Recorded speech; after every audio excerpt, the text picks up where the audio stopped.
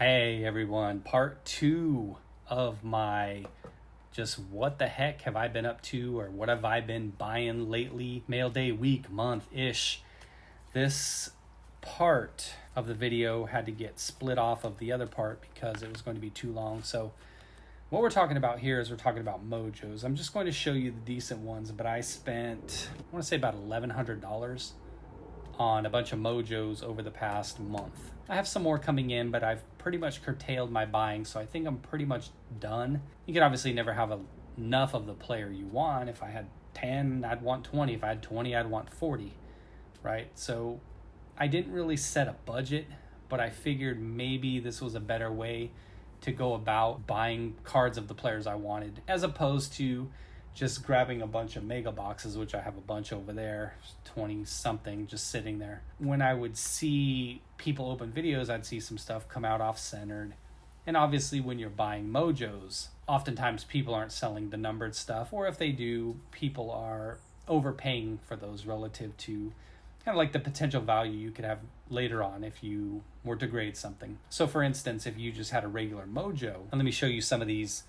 These are just the base right here. If you are talking about just a base Mojo, for instance, of a first, let's say Muncie, I'm just looking at his card right down there. Let's say you graded his base Mojo. 5 years from now, he hits the show, right? What would the value be for a base graded Mojo of Muncie versus, let's say you had something that was numbered to 250? Would it be really that much more graded? Would the premium be there to justify the cost difference that you'd have to pay? So for instance, let's just say these Mojo Muncies here are going for about $5 each, the base, right? Which is about what they are. James Wood, a little bit more expensive. Clace, a little bit cheaper, but he has been rising in price lately. These Watsons, getting those for about 10 to 12 bucks each, maybe 15 for some. Ortega, I think I was getting him for 4 or 5. Harris, just a few bucks on him. If you had paid, this is all just speculative math, just kind of like some things I try to think about. And obviously you never know how it's going to work out, but let's say you had a base Muncie, you paid $5 for it, but then you ended up also winning an auction for a Muncie numbered to 250. And let's say you were able to get that for anywhere between $10 to $25, which is currently what I see things having sold for on eBay. I don't know the price on this OBO. I didn't look it up. How'd that Valera go for 21? I haven't looked at the quality, but I'd be pissed if I missed it at that price. So you got a bunch of OBOs here. The only ones we really can tell are the ones that end at auction. That one for 10. But you figure these OBOs are probably in the $15, $20 range. Is it really worth paying 2, 3, 4 times as much for something that's numbered like that? And like I said, we're thinking about long-term speculation on the graded side. Would your value really be there? Let's say the base Muncie, he hits the show, he's super hot as a rookie in the year 2027. That $5 Mojo, maybe it's worth $100 now. That one that you bought for 10, 15, or 20, would it be worth 10, 15, 20 bucks more? Well, sure, yeah, it would. Would it be worth 2, 3 times as much? I would say definitely not. But that's just something you have to think about is, would you rather have 2, 3, 4 of these or one per? It's a little something to think about when you're thinking about long term, if you're trying to hold, grade, and think about what some of the future values on these things can be. So let's get into some more of these. De La Cruz probably was paying about 12 to 15 for these. Waddell, he was cheap. Nobody's really showing him any love. Only a few bucks on his cards. Rafaela, actually, this guy is having to pay like $6 or $7 each. That's total, including shipping. Sawinski, same kind of thing, $6 to $7 each. And some of these, as I said, they haven't arrived yet, or I've had a few that have gotten lost in the mail. I know there was a Campos that seems to have gone missing, maybe like a Valera as well. But if you do the math, all right, so these Bernables here, about the same, about $5 or $6 for these. I actually have a first edition in there. It came in a lot with one of these. It was a Mojo in a first edition. And sometimes these listings will end lower than expected. So you may have your max bid at $5 or $6 and you catch a break and you get it for $3. That's always a win, right? It always feels good when you feel like you got a deal. Now, if it goes right up to your max, you're like, nah, you feel kind of slighted in a way, but it's like, hey, idiot, you put your max that high, right? Noel, catching him for like $4 or $5. Campos, he's about 6 to 7. And this is at the time I'm recording this on July 4th. These numbers, of course, will change, will rise and fall based on how players perform. But as you can see, this is what I've been buying. This is what I've been up to. I've been in the cave buying these like a madman. Valera, he's probably going off at about 10 to 12. Occasionally I'll catch one a lot cheaper. How many of these do I have anyway? 11 of these. Yeah, the De La Cruz and the Watsons, they were a little bit more pricey.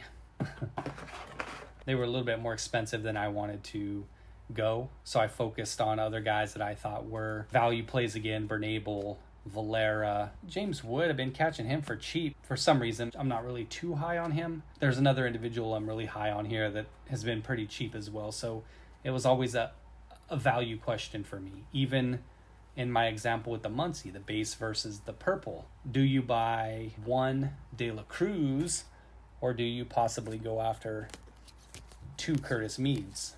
2 Robert Campos. It of course depends on how you feel about the player, right? If you like the guy and you feel like he's going to be the thing, then you go after him, right? All right, we've only got 2 more players left. Who haven't we seen yet? Montgomery. And the point of going after these is you can take a look at the listing itself and you can see the ones that look like they have really solid centering. These aren't all going to be perfect, of course, but I generally only go after ones that have really solid centering. Every now and then, I'll show you this one. Good thing I was just about to talk about it because it worked.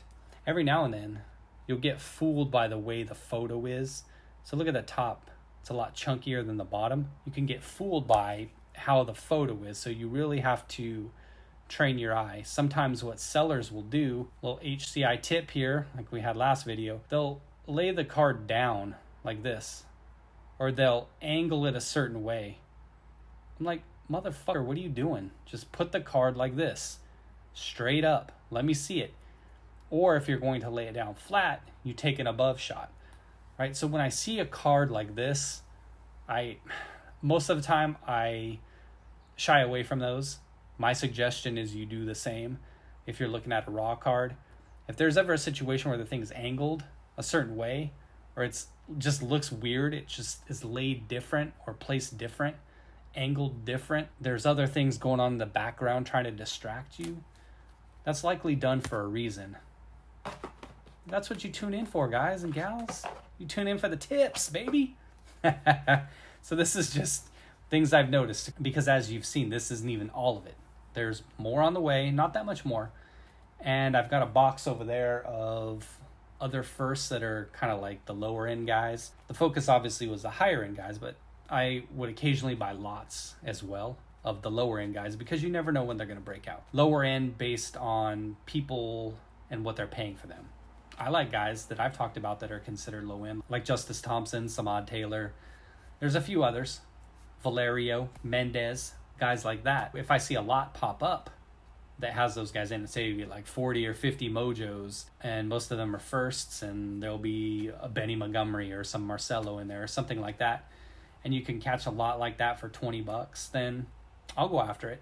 $20 plus $5 shipping, but I'll go after it because you never know who's going to break out of those, and that's just part of the long-term risk. That's the fun of it. I think that while I don't play the lottery by going after big ticket ones like I talked about in the first part of the video, I will try to speculate like that, and that's kind of the fun and the appeal for me long term. So let me show you this last player I got. Finally, we're getting to this last player. I got so many of this dude. Oh my goodness, I just went on a spending spree on this guy. This is a guy I had identified pretty early on that I felt really good about, and he already made his pro debut. Obviously, he got sent back down. It was injury related.